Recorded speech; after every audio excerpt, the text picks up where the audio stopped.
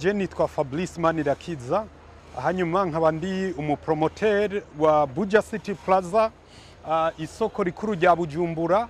Nkuko mubibona turiko turategura ikibanza twarabanje turagisukura, hanyuma tukaba turi mu bikorwa byafuye, no kuvuga ati kwimba aho tuzoshira inyubakwa duhereye muri kave.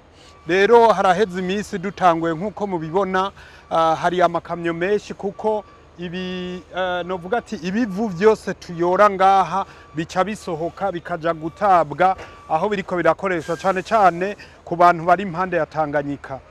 Rero nibikorwa bizodutwara ikiringo kirenga indwi zibiri. Twobamenyesha yuko iri soko rikuru rya Bujumbura ubu tugiye gutangura kubaka faze ya mbere. Ni projet izobigizwe canke n'umugambi uzobugizwe n'amafaze canke imice indwi nkuko byagiye biravugwa. Rero uwo muce wa mbere aha hose mubona hariko harimbwa niho uzoba wicaye. Rero nkuko mwagiye murabivyumva, ni umugambi tugira Imana leta mvyeyi, leta nkozi yashimye, hanyuma ishima kuduherekeza. Iyo mvuze ati kuduherekeza, aha mbashatse kuvuga b'abanyamitahe bose, b'abarundi bose bipfuza kuja muri kijya kigega cha One Africa Investment Fund. Murumva rero ko leta yashimye kuduherekeza. Muga turacafise uruhara rwo gushira mu ngiro ibi bikorwa. Aha mbashatse kuvuga kuvyubaka no kubitegura bivanye na ya vision twagiye turababarira. Rero nkuko mubibona aha novuga ko ibikorwa byatanguye bivanye muri vision twagiye turababwira, ni yuko iyi nyubakwa ya shopping mall ya faze ya mbere igira yubakwe ya Buja City Plaza itegerezwa kuba inyubakwa y'akataraboneka, itegerezwa kuba ari inyubakwa iri kuri standard internationale, kandi inyubakwa ikingiwe cyane. Bijya byose mwama mwumva by'imiriro ubu musezere.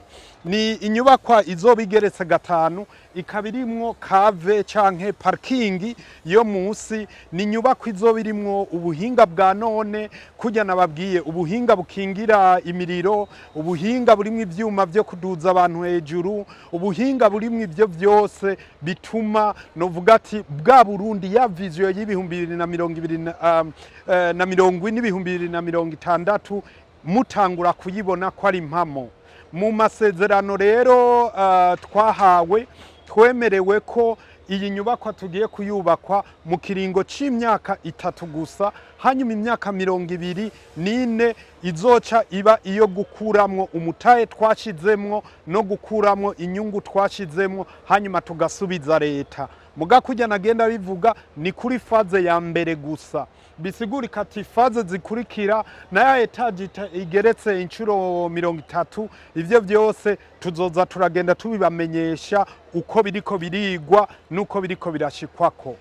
Uko bipanze iyi faze ya mbere ni kujya nabibabwiye izokubakwa mu kiringo c'imyaka 3.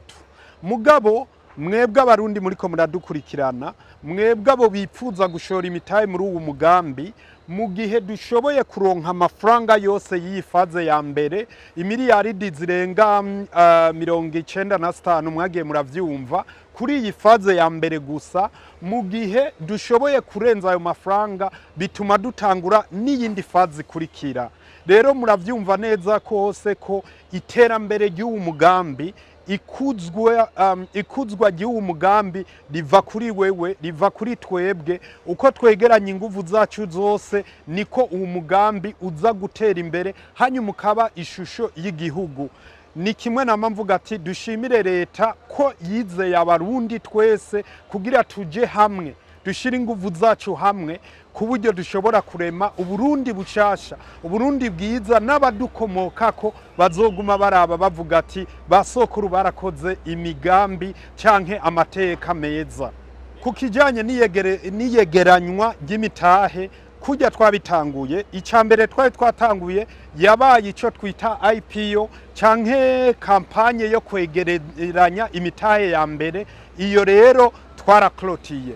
Ubu rero inyuma y'imisi mikeyi cyane tugira twugurure faze ya kabiri yo kwegeranya imitahe. Mwumve neza ko abajemwo kare bagiye kuzoronka inyungu bagiye kuzoronka inyungu yigiye imbere ku mitahe batanguye gutanga, kuko nivyo uwa mbere avyutse karategerezwa gushimigwa. Rero vuba cyane tuca tubakominika dutangure rero iyo faze ya kabiri.